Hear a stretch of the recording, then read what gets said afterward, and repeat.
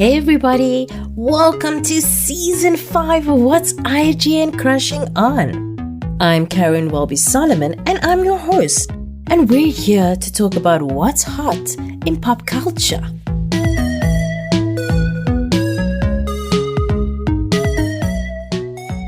Today's episode is brought to you by Syntech. Syntech is a technology company that sources and distributes industry-leading products and brands from around the world.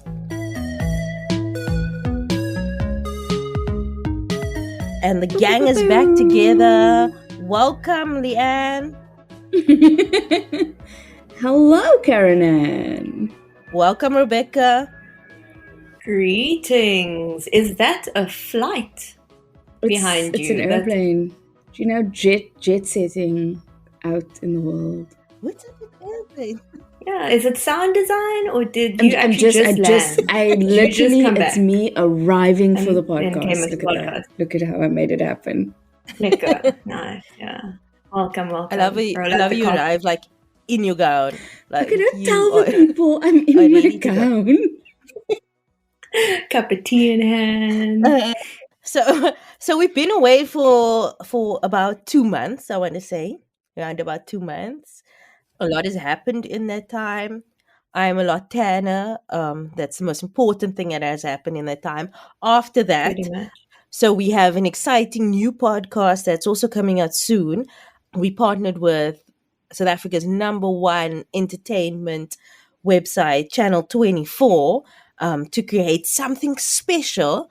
And we can't reveal too much, but keep a watch to their like social media pages, Facebook, Twitter, Instagram, for more when that eventually drops. And of course, we will let you know too, because, we're all up in the business. But we just wanted to let you guys, we wanted you guys to be the first to know, because if you listen to this, you probably are a regular Crushing On listener. But other than that, I mean, the times I really missed the podcast was when there was big news happening and I couldn't really discuss it with anybody other than my 5 Twitter followers. So one of the greatest things that happened during the summer holidays and Leo season and all of those things is that Bennifer officially tied the knot. I mean, we've been rooting for them on this podcast, and they finally put a ring on it for realsies. It's the second time married for Ben. His first wife was, of course, Jennifer Garner, and then it's a 4th marriage for J-Lo, but it's the first marriage to her true love. So, that's how we count it. I believed in love until I woke up yesterday and found out about Kim and Pete. Oh, God. What happened there? They broke up. Kim and Pete. Karen, don't make your face like that, please. As in, the funny guy. Like Pete, that funny dude with the face. Pete Davidson. Guy with the face. Okay, firstly, Bex, you did know they were dating, right? Yeah, I thought it was play. I thought it was just because he was funny, and then it was just for media purposes. Okay. Fair. Okay, yeah, no. Okay, I didn't think they were going to get married, but I didn't think it would be lies. You thought they were gonna. You thought they were going to get married. It would have been nice, maybe. Although she has 4 kids and a lot of baggage and stuff. It's a lot, and he's Pete. So yeah. But I mean, it's just I really liked. Okay, so what happened while we were on break is I finally gave in and started watching the Kardashians on Disney Plus. My husband came home one day. And I was like, I'm so sorry, it finally happened. And he heard the Kardashian voices and then he threatened to leave. It was a whole drama. Anyway, because I had never actually watched an episode. I used to just figure out everything via tabloid news. And it was actually so interesting because obviously in the new season or in the first season on Hulu, they cover the start of the relationship and just how light and airy Kim is when she's with him. She's such a different person because she's so relaxed and she's just her authentic self. And it's not this pressure to be something or someone. And so I really liked that for her. I think like I Mm. just really enjoyed that narrative. So I am a little bit sad that they're having to call it quits. I mean, their lives are crazy. I don't know that it would have lasted much longer, but like, yeah, I'm glad Mm. she got this time. I mean, she did admit on on the season that it was, she was DTF. Yeah. So But I mean, I glad she got think I think what she said was that it started out like that, but because she didn't intend for it to be a relationship, and then they just got along so well that it became a relationship. So I mean, that is good, and there's something I honestly believe. Like I've been thinking about this a lot, and I was like, there must be something about Pete that is not just he's BDE, but more than that, like he's got it, and more than being funny, because I think a lot of people are funny. But I think that there must be something that's very likable about him that makes, because the thing is that it's not like, Colin Farrell in the early 2000s where just all these girls had slept with him. It's more mm, like these women are having relationships with him. yeah. It So was, there I think must it be a reason was, why. who was it? It was a model lady. Oh, my memory betrays me, but she was on Jimmy Fallon. And she was, I think it was Emily, I can never say her surname, Dr. Pettigowski. That Yeah. one. She was on Fallon and she was saying, because she had to do a shoot with Pete, and she was like, he's actually just genuinely a nice guy. Like, everyone wants to know what the secret is. The secret is Mm. he is just the sweet, authentic, down to earth person. And I was just Mm. like, yeah, that makes sense. Like, because, like you said, people might start chasing the BDE, but it definitely turns into something deeper because, yeah. Yeah, and a Mm. nice guy like that is probably difficult to find in a place like Hollywood. They're few and far between, I'm assuming. Exactly. Yeah, and he's like, he's a very open person. Everybody knows like how his father died, and he's Mm. been like, he has his like, and during his stand up, he talks openly about his mental health problems, his addiction problems, and all of those things. So he's very open, and secondly, he lived with his mother for well, his mother lived with him, and he always made Mm, Yeah. jokes about it, but like it's no secret also how close he is to his mother and his sister. I mean, his mother Mm. used to come and do skits on SNL with him. And like Mm. so it's like you see how he treats his family, and it's just like he seems like the type of person that, could be a very nice guy. I'm not gonna lie, when he and Ariana were together, I was like, what is this girl doing? Like why are you with him? But these girls be settling, now, as you put it that one yeah, time. yeah, these girls be settling. I'm like, but now, shame. I understand the Pete thing. Leanne always gets us to talk about Pete such a lot. Like, I know, man. It's I wonder weird. what it It's the is. psychology of it. It's just like it's yeah, the fascinating to me. psychology. Here for this BDE. And then, in some other news, we were chatting about this a bit offline, but you guys know I'm a big Bridgerton fan. I mean, we had an entire episode of the podcast just dedicated to Bridgerton. For Um, sure. but Netflix is actually suing the creators of the unofficial Bridgerton musical. Hectic. So do you guys know about the unofficial Bridgerton musical? Mm-mm. I Okay. saw the news, but now Mm. I want to see the musical before Not actually seeing really. Bridgerton. Because but yeah, S- you go. So this is my time to shine. Um, Yes. so after season one of Bridgerton, so two theater performers. I'm not quite sure if they're both performers or if the one is like a composer or something like that. But Mm.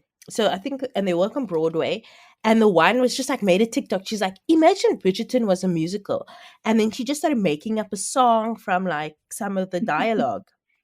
Mm. And then people started like stitching it. So they also started like making their versions of it and adding to it. And then so the original, I want to, let's, the names are Bardo and Bear, but I want to see if I don't know which one which one started singing and which one didn't. And then the other one joined. Bala or slash Bear Mm. is a friend, like as a friend came out and she started writing more music and the two of them started creating more songs. And in the end they created an entire album based on season one of Bridgerton. And initially Netflix was quite supportive. They were like, because obviously, any kind of That's fan amazing. made production adds more exposure to what they've created. So they Mm. shared it, and it went viral. Everyone was talking about it. Everyone was Mhm. listening to it, like within the Bridgerton community. It sort of like became like kind of like canon. Like you watch Mm. Bridgerton, you listen to the Bridgerton soundtrack, which is just mostly like like score, like orchestral scores of like popular songs, and then you listen to the Bridgerton musical, which is original music. Mm. And yeah, it did really well, and they sold like the album is on Spotify and Apple Music, and it obviously did well. And then they Yeah. won in February. They won a Grammy for like a soundtrack, like from film or TV. Um, the actual Bridgerton soundtrack was also nominated. Oh. And the unofficial Oof. Bridgerton soundtrack won. Like Oh wow. that's how but it was Oof. like so Okay. amazing because it was like, this That's was the fan, awkward. and like Bridgerton, like I mean Netflix was still like kind of okay with it. But what kind of changed things was that Bardo and Bay started doing these concerts called Uh. Unofficial Bridgerton Musical Album Live in Concert. And they had one at the Kennedy Center in America, Mm. and they were going to tour to I think like the UK and stuff like that. And the thing is that now what's happening is that they're making money based on intellectual property that is owned by Julia Quinn and Netflix, and Mm. without the approval, because I mean it even Yeah. says unofficial. So, I mean, I'm not a lawyer, so I can't That makes sense. exactly argue as to, what is right and what's not. I mean, Netflix Yeah. obviously made a decision in suing them because now it looks a bit like sour grapes, and Mm. looks like a situation, but like but yeah, so it's so we I don't exactly know who's right and who's not, because as I said, I'm not a lawyer, but they see the musical the live in concert thing as a sort of like a threat to their own live event, the Queen's Ball, a Bridgerton experience, which Yeah. they had around the world. Then so so yeah, so it's that. And like I also like, maybe if they called it the Bridgerton musical, because I don't think, they can change the names in the songs, but the songs that they wrote, the music and the Mm. lyrics are relatively original. Yeah. So in my opinion, if they took like Bridgerton out, everyone would still know. But Mm. just toured with their music, I'm sure that would be fine, and not like and take the characters' names out of the song. But I mean, we Yeah. have characters' names in songs that are not officially from, like, people have spoken about like characters from movies and TV and songs that are not officially like connected to that movie, TV, or that sort of thing. So Mm. Mm. I think that for them, like, I mean, Netflix is obviously the kids with the money. So if it ends up being a problem for them, they can still tour with the music under a different name or whatever. Because Yeah. quite frankly, Netflix does not own that music. It does not own their lyrics. They Yeah. just own Sure. the That's name Bridgerton. difficult. It's quite a Yeah. difficult thing because my question would be like, how much different is this from something like fan fiction, apart from the fact that they're making money from it. Yeah. So that is the only Um, thing. So they didn't have a problem with it before. I mean, even they didn't even have a problem with their Spotify album. I mean, Spotify, uh, but their album. But what they had a problem was these concerts that they were holding that was making them yeah, was making money. So yeah, the thing about fan fiction is that if fanfic, if you wrote a book based on Harry Potter with the characters' names that are Harry and Hermione and Ginny, yes. and it's not Then okayed by the people, that is copyright infringement, and you can be sued. If you wrote that Mm, same book and you made the character's name Shmary and Lamoni mm, and that sort of thing, that'll be Yeah, fine because you're not sure. technically using their the intellectual property. So Yeah. yeah, it's yeah, that's the thing. Yeah, it's an interesting discussion then also about like intellectual, just the whole thing of intellectual property and how like the lines are not even clear even in today's where there's so many laws for everything in place. Mm, For something like this with Netflix, the lines aren't even clear. mm. So they were obviously like just talking nonsense on in the middle of their I like, think why that would you say Netflix something like was. that and not I expect think backlash? I think Netflix was supportive up Uh, until they started making money. And we also need to understand that there's different areas of Netflix. So the marketing team uh, of Netflix could be very supportive, but the legal mm, team is not, or the events yeah, team is not. Also, it's worth Yeah. mentioning, like, it's not just Netflix, it's also Shondaland, because it's her production company that's losing out. So yes, it's in partnership with Netflix because it's a Netflix original, but it's very much also Shondaland that's kind of Mm. part of the suit. But back to the good times. Today on the show, we were joined by Shameez Patel Papathanasiou. I'm still like, and I can say that I can say her surname.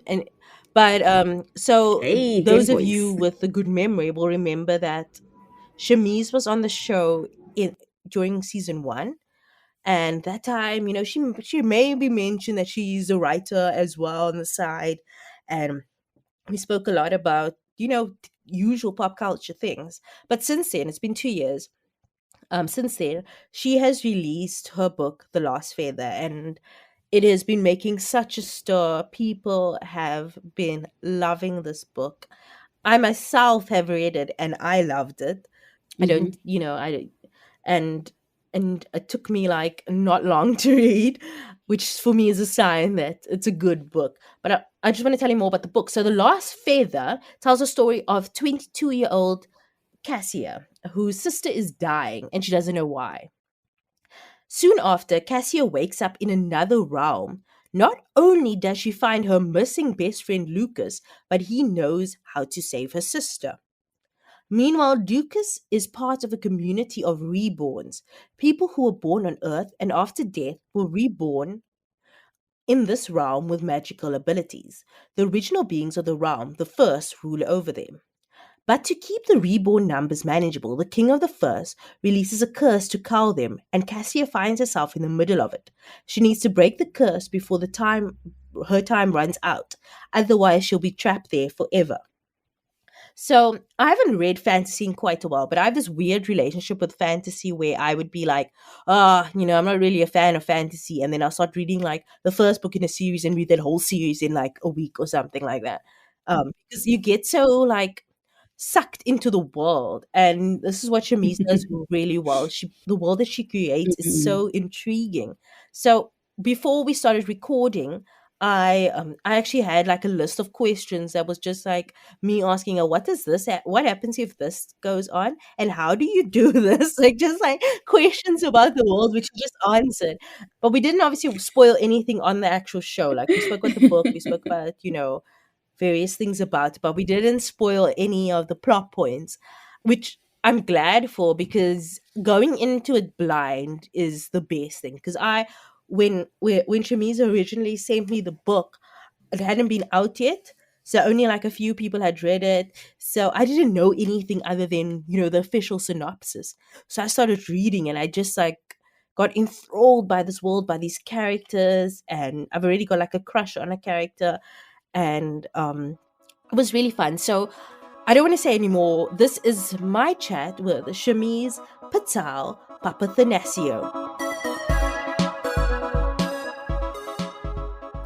Hi, Shameez. Welcome back to Crushing On. How are you doing?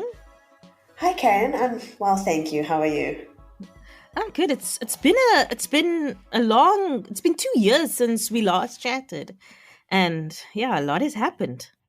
actually can't believe that 2 years have gone by. I feel like the last 2 years have sort of been stolen from me. Like they don't count. I'm still 28 in my mind. I'm just, as I'm looking at you now, I'm like, the amazing news is that your debut novel, The Last Feather, has been released. I mean, and that's amazing. But also, you know, this is not what we're going to be talking about today, but like a whole Loki show happened while And while we're getting another one. yeah, like How between wonderful the is two that? years. Things are Oh, just working out for you, girl. it's my my 2 years. It's been my 2 years, even though I don't count it. So how have you been? Like how is this time been for you? It's been incredibly exciting. Every experience has been wonderful. Just finding out that I've got an interview with you every single time a reader sends me a comment, seeing Mm, bookstagrammers, do those beautiful flat lays with yeah. feathers and cups of coffee. My heart it's been singing. So I am exhausted, but so happily exhausted. So tell us, well, or tell the listeners what The Lost Faith is about. Like how you explain it. Oh, my worst question. I to first just point out the genre. It's classified as an adult fantasy Mm, and an adult epic fantasy because an entire world is created. But in my own opinion, which doesn't really count in a sense that I'm not a bookseller or publisher, I classify it as a soft fantasy okay. where it's not hard on the world building and it's character driven and relationship focused. Not only romantic relationships, but also platonic and Mm, other familial relationships. The story follows Cassia Khan, who's a 22-year-old med student, and she's trying to figure out what's wrong with her sister. No doctor seems to know what's going on, and her best friend, who had gone missing 4 years ago, is suddenly in her dreams. mm, Meanwhile, he's actually trying to contact her because he's been sucked into another realm and he knows how to save her sister. mm. That's the intro, at least. Yeah. So, I mean, I know you described it as soft fantasy, but while reading it, I found Celine to be quite, like extensive and interesting how it was developed. So, tell me where you got the idea from for the realm of Celine and the aspects of the place without spoiling anything. I just, I'm trying to maneuver my way Talk around this. around it. Yeah. Okay, okay. We'll be Me clever too. about this. Yeah. A few years ago, I took part in NaNoWriMo, which is National Novel Writing Month. It's just the month of it takes place in the month of November, where everyone is encouraged to write 50,000 words during the month, which equates to about 1,667 words a day. I went in blind. I'd not plotted a single point, and and I met up with a few other writers for a little kickoff party, and they handed out these pieces of paper and said we each have to write our pitch, pass it around, and get some feedback on it. And I didn't have a pitch. I didn't figure out what I was going to be writing about yet. And I just made something up on the spot. And because I felt like I'd committed to this idea of another realm existing, I dove in on the 1st of November and started writing about it. And it was complete trash. It was a terrible, terrible story that I'd come up with. But the world was created in that Mm. dumpster fire of a first draft, which I hadn't forgotten. And after all these years, the Celine realm has been alive in my head with no one in it until Cassie and Lucas, who are two fresh new characters that did not exist in NaNoWriMo. Once they'd sort of snuck into my mind, they fit in the world so perfectly with their motives and their goals, and it grew from there. Okay. So, as you were saying, So where did Cassia and Lucas come from? Where did they come from?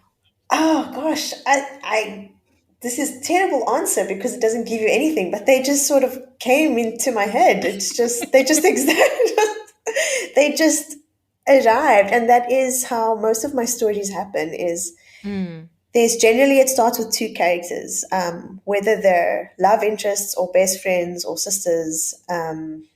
It starts with two characters, and it's generally focused on their relationship with each other. And in mm. this case, it was Cassie and Lucas. I won't delve into what type of relationship they've got with each other, but they definitely led the way on this one. And like, we can talk, we can not talk about the type of relationship, but I mean, it's very obvious that they have a very strong friendship. Like that, Yes. to deny that, there's like, you can't deny that fact. And I was quite intrigued by that, because oftentimes when we start reading books, like regardless of genre, it's very focused on either one character and the internal relationship with themselves, or and then maybe a romantic character. But Hmm. Cassia was very focused on, number one, her family and her friends.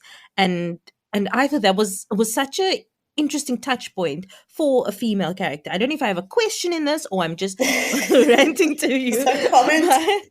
but just a comment. But I myself love that about Cassia, because there's none of this sort of like, you know, I'm looking for a boyfriend. I mean, I know she's a grown up and she's got real problems, but it's not like I'm looking for a boyfriend, or I'm looking to be the popular girl or whatever. And nothing wrong with people who are looking for boyfriends Mhm. or looking to be popular girls.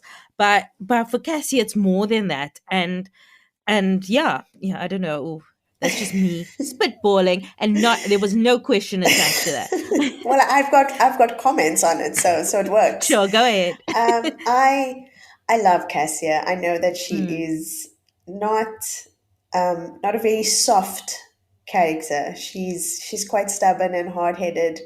She knows what she needs to do, and she does it in the way that she believes fully is the right way to do it, even when it mm, might not be. I wanted to focus on all the different types of feelings and emotions and situations that somebody exists, because you don't only exist for a romantic relationship. And yeah. this is coming from somebody who adores romance. I mean, you put Mm. anything on in front of me, give me a book or a movie, I will have a couple that I ship within zero point 0.3 seconds, Yeah, girl, and I I will feel you. ship them to the end and beyond the end, and through the fanfic. Like, I am there for it. But it's all the other things that I feel make us sort of three-dimensional. It's the family that you grew up with and the friends that you made, and I felt that they were such a big part of her that Mm, it would only be fair to focus on that. mm, Not to say there isn't romance, which, like I said, I'm a sucker for it, so it has to mm. happen. Yeah, and I'm glad it does, without saying too much. Um, and another thing, a lot of things that were like that have people that have criticized fantasy, and especially adaptations of fantasy, is that when you create new worlds, you can create anything. And writers of fantasy and adaptations of fantasy tend to be very white skewed. And what I enjoyed about The Last Feather is that the world that you create is very diverse, and it makes sense, because I mean, if you arriving in a new realm, you can arrive from anywhere, and you can be any type of person, which makes sense. And like, so was that something that came natural for you, that made sense to you when you wrote it? And it doesn't feel like it was like, oh, I have to have one plus character who looks like this and one plus character that look like that. I felt like, okay, this is how it would be. I, I don't know if it's because I'm a person of color or Hmm. if it's because, South Africa is the rainbow nation. Yeah. I don't know, but it felt completely natural to Mm, have people of different colors and cultures. And not just that, but something that I've spoken to a few friends about before is even when you are of a certain culture or race, it doesn't fully define you. And I mean that in a sense that you can be Indian, like I am, but it doesn't necessarily mean that you do all the Indian traditions or cultures, or that you were even raised with any of those traditions or cultures. In a mixed community, you may have some cultures from some traditions from other cultures. So I wanted people to feel represented without it having to be a stereotype. Yeah. Perfect. I hope I did that. Yeah, that's exactly what I get. So, what authors were you inspired by in creating The Last Feather? I Like other think it authors? was such a big mashup of sort of just everything that I've read. I obviously, you know that I have mentioned to you that I enjoyed the Akatar series by Sarah J. Maas. I enjoyed From Blood and Ash by Jennifer L. Armentrout. Both of those are fantasy romance. They're very heavy on the romance part of the fantasy, even though they're targeted at young adults. I also really enjoyed Truth Witch by Susan Dennard, who is also YA fantasy, but with the more subtle romantic subplot. And I don't know if you got this sense while you were reading it, but I'm a big lover of rom-coms. So I hoped to add a slightly modern and comedic voice in some of the situations. So, what if any areas of the story or the journey of Cassia did you struggle with writing? I struggled with hurting her, with making her fail when she needed to fail, which you'll know the moment that I talk about when you read Yeah. it. I struggled with that because I knew how deeply it would affect her, and all the other people that it would affect. I didn't. It's a strange feeling how attached you can get to a fictional character, and I remember writing a portion of the story and just like grumbling to myself. And my husband was like, "What's wrong?" I was like, "Oh, this woman, she's just being such a sense of the word." And I was like, but you're writing her. Can't you just can't you just not make her do that?" I was like, "No, this is what she has to do, but I just don't want her to do it." So I suppose when I'm like, "Character, don't do that, it's stupid." And then they do it anyway, and that's sort of, it feels like the hardest part, because you have built a character outside of yourself. So just because you see something as logical not to do, it makes sense for their personality to go ahead with it. And so to relate to that personality, to then know what steps they'll take afterward, to still be true to themselves, can be a bit tricky. And also, I'm sure that you also, you want to protect her, and and for you, like, you want to step between her and the bad decision that she's making, but you can't, Yeah. because because she has to do it in order for the story to go forward. um I can Yeah, imagine. you do also, wonder to yourself how readers would receive some of these things. Are they as forgiving as I am, or as the other characters may be? Or is if they mess up, are they going to go on to, the reader's sort of hate list for a while? Or Yeah, it's but it's it's also it's a like, fine line. I mean, there's been a lot of pushback against, like, a lot of female characters for being, quote unquote, Mary Sue's, or, not like just being able to do amazing things, and not, having to train at it, or, just not being imperfect. So being perfect, of course, Karen. But like, so did you struggle with, making sure that she's not a Mary Sue? I didn't. I already knew from the beginning who Cassia was, and she's not like me in most of her ways. And again, it's very strange to talk about these fictional characters as if they're real, but I knew that if we were in a room together, we would be friends, but we would butt heads on a lot of things. And I already knew what her flaws were and where they would come out. So she was easy to date. Mm. Okay, that's good. So, so who would you cast to play the main characters? I would like to know. Oh, this, you're putting me on the spot. I asked this to my friends who have read it, and I'm Mm. going to ask you the same question. Uh, For Cassia, I do have an idea that maybe Naomi Scott could work. mm, I think I think she's just sort of fierce enough to to play the role, but also soft enough to show the vulnerability that Cassia does eventually show. mm. Um, are you going to make me cast all of them?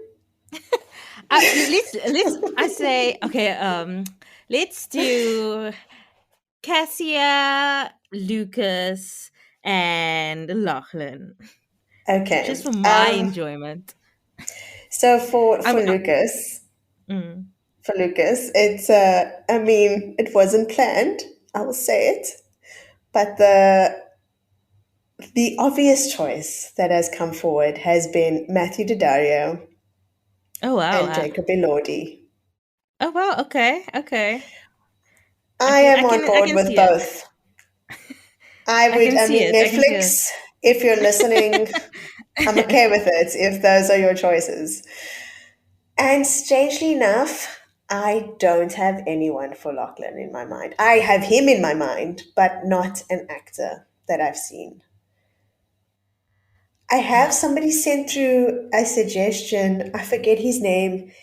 He's he's in The Politician. I think he dies at the beginning. Oh, but okay, yeah. Oh no, I was gonna say something that was a spoiler. But um, I know you're talking about the I he forget was his also in name. Hollywood. Yes. The politician Hollywood. Okay, I'm googling this shit now. Actor David Corenswet. Yes, that's the one. Somebody suggested him. I'm not against it. Okay, I'm gonna think about it. I was also thinking. I weirdly also thought of. I don't know if she's serious enough for the role of Cassia, but like, the Hun from Never Have I Ever. Like, cause just the way she does her emotional scenes was so good. I And thought of her, but I don't think she's got that intensity. yeah, okay. I do think if we're just talking of sort of popular Indian actresses, I think Saman Ashley could even Mm. work in the role. She's a bit. Isn't she a bit old though? I don't like. Oh, but I mean, she plays a teenager in Sex Yeah. Education. Okay. Okay, we will also ask the listeners and readers who they think. Yeah, I I'd want to love think to about see Lachlan some what more. picture. I mean, everyone wants to think about Lachlan some more. Yeah, I want to think about Lachlan some more, and who again, who I would put in that role. Oh, But but mhm, Lucas's mother, yeah. Kate Blanchett. I've got her in my head. I think she'd do it Oh, okay. amazingly. Uh, yeah, she does have that kind of vibe. um, let's just go on before I go say something that I'm not Spill supposed to say. over. Yeah. So if you could have any powers, like a first or a reborn, what would you have? What would you like? Can I choose more than one? Yeah, sure. Okay, teleportation, Mm, undoubtedly. Can you mm. imagine with the price of petrol? It would just, oh, it would be amazing. And then if I think of load shedding, maybe the power of electricity of somehow, then I'm sorted. Then I've got no more problems. and then and then finally, I wanna like I don't think we asked you this the first time you were on the show. I mean, I might be wrong, but I don't remember asking you this. But who was your first celebrity crush? My very first celebrity crush was Macaulay Culkin in Home Alone. Oh wow. I was obviously a child. Uh, and I will also add, just as a bonus that no one asked for, my first animated crush was Vegeta, which shouldn't come as a surprise to anyone. Uh, that is from. Dragon Ball Z. Okay, yeah. Okay. Okay, thank you, Shameez, so much for joining us Thank you on the for show. having me You know, and for reading The Last Feather. of course, I loved it. I haven't read fantasy in so long, and it was so easy to fall back into it with this. So, thank you for writing it. And so, where can listeners get the book? They can get it anywhere, apparently, which is awesome. So for ebooks, you can look at all the usual Google Play Books, Amazon, that sort of thing. And online retailers, Loot, Take a Lot, and in-store as well. Most exclusive books have copies, bargain books, Wordsworth, of course. And I mean, if they want to come to the launch, they're more than welcome to catch me at Wordsworth in Willowbridge on the 26th of August, where there will be some copies available. Thank you so much, Shameez. Thank you. We'll chat to you again. Bye. Awesome. That was our interview with Shameez Patel Papathanasiou. You can get your copy of The Last Feather in stores, online, as she says. You can get it everywhere. But also you can attend the launch of her book on the 26th of August at Wordsworth Willowbridge. I will be there. Leanne will be there. We will, it's going to be a fun time. You can get a signed copy of her book. But before we head off this week, let's do a little bit of a crushing on, and guys, it's been 2 months. Please keep it short. One thing. I know you want to list everything that you've been doing over the last 2 months, but keep that for your social media pages. So let's go. I'm going to start with Rebecca. So Rebecca, what have you been crushing on? This feels quite limiting to me because this is the only outlet for me. I'm not on social media at all, so it's gonna be like, oh no, I have to rattle it all off in like 1 minute. But I've been crushing on Hans Zimmer, the composer, not because he's a good looker, because I'm sure someone could find him attractive. But I've been watching videos of how he's gone about composing the score for Dune. And as much as I don't want to like the music of an older white man, I just couldn't help it. He put a lot of effort into that, and it's now inspired me to actually watch. Huh? He puts his whole Hans Zusi in that score. What? I feel like you're taking me on a tangent here. Should I even ask what that means? Okay, I'm going to Google it later and then get in touch with what's going on in the world. I just made that word up. Okay, got you. Yes, older white man.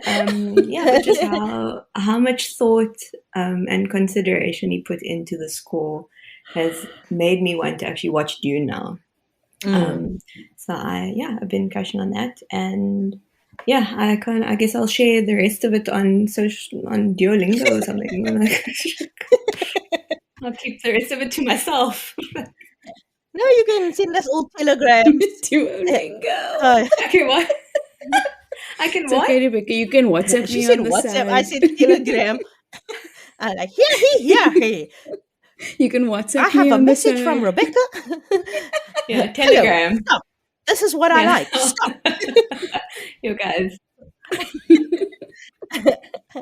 Okay, Leanne, what have you been crushing on?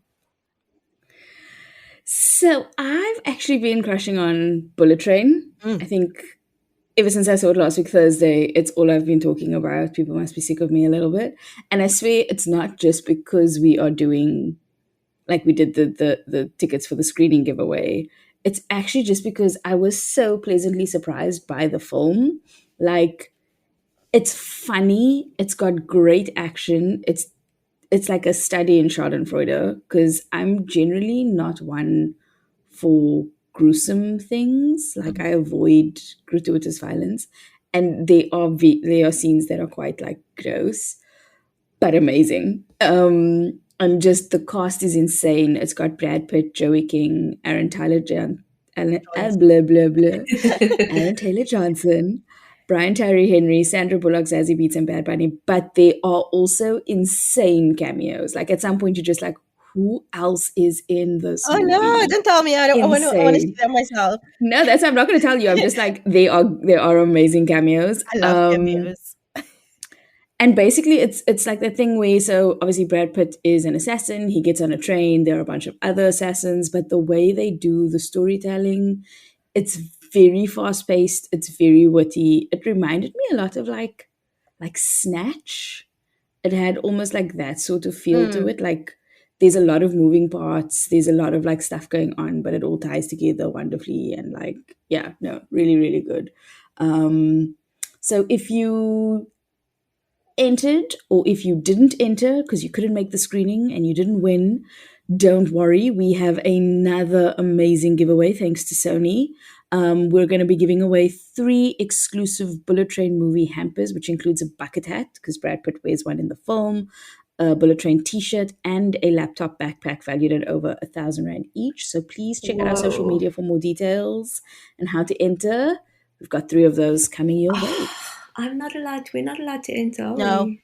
I know. I literally every time I get the emails and I'm like, look at the prizes. I'm like, oh, I need a new backpack. Oh, I need a new bucket hat. I need a new water bottle. Yeah. Man. Yeah, no, I know. Cool. Yeah, that sounds like a lot of And fun. you, Karnan? I can't actually. Have you been crushing on anything? You know, I must I must admit that I've been crushing on The Last Feather. Like that has literally been all I've been thinking of, and I've been like creating like things in my head and talking about it all the time. But you know, other than that, I've been listening to Beyonce's Renaissance over and over again. And the Queen's remix with Madonna and the remixes with like will.i.am and all of them. I've just been every version of her music I've been listening to. And I'm obviously not as I love Beyonce with my whole entire heart, and I'm not like Beehive, like because I don't think I'm that kind of stan over anyone. But what, except for Jane Austen, of course. But like, but the thing about Beyonce is that her music I always feel like it takes me on a journey. I'm always like transported, and that's I'm like. Obviously, Destiny's Child. I love Destiny's Child. I still love Destiny's Child. B-Day was one of my first CDs I bought with my own money, and 4 is a CD that I like. All of her albums, even the ones that people don't like, I genuinely like as well. So what I enjoyed about this album was that, I mean, I'm sure many people have said this already, but like the songs flow into each other.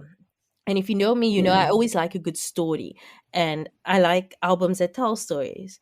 So one thing I miss with like the Spotify and the digital music age is that because people, cut and paste songs for like playlists, or because people tend to listen to music on shuffle, like the journey of an album isn't really enjoyed. And one amazing thing that Adele did when her latest album came out is that she had Spotify remove this shuffle option so that you listen to the album like through, which was amazing. And back in the day when not back they still do it now, but I mean when people only listen to music on like LPs, you would have to play the entire record. And the record was a journey, and like Renaissance truly felt like that for me. And I felt that during Lemonade as well. And Lemonade is probably my favorite Beyonce album, but this one, it was just it's just so much fun. It's like it's a party album. It's good. It made me feel happy. And yeah, it's just I'm naming like the most popular thing in the world right now. But for me, The Last Feather and Renaissance, that's just been all I've been doing lately. To say my TV hasn't been on in a while, just been listening to music and listening to Renaissance while reading The Last Feather, like doing both of those at the same time. But yeah, that's my story. So thank you guys so much for joining us on the first episode of season 5. We have a lot more fun things coming at you this season. So, yeah, thank you for tuning in.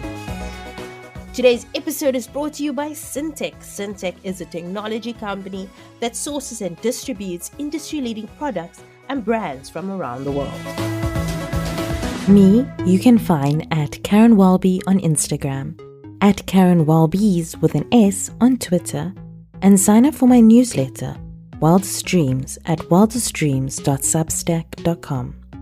The podcast can be found at Crushing On Pod on Twitter, Instagram, Facebook, and TikTok. You can find us at What's IGN Crushing On YouTube, and you can find more information about this and all our other episodes on our website, crushingonpodcast.com. Send any feedback to mail@crushingonpodcast.com, and you can send us voice notes at +27 78 362 2566. Join our Facebook group, Crushing On Club, where we chat about the show, celebrity news, recommendations, the whole shebang. The show is produced by me, Karen, as well as Rebecca Barches and Leanne Phillipson. The show is edited by Rebecca Barches. Our logo was designed by Nathifa Maroof, and the show was created in partnership with IGN Africa. If you like the show, tell everyone that you can, any way that you can. Keep up to date with episodes by subscribing to the show on Spotify, Apple Podcasts, or wherever you get your podcasts. Please rate and review the episodes on Apple Podcasts, as it helps others to find the show. We'll be back next week with another in-depth conversation with a pop culture lover. See you then.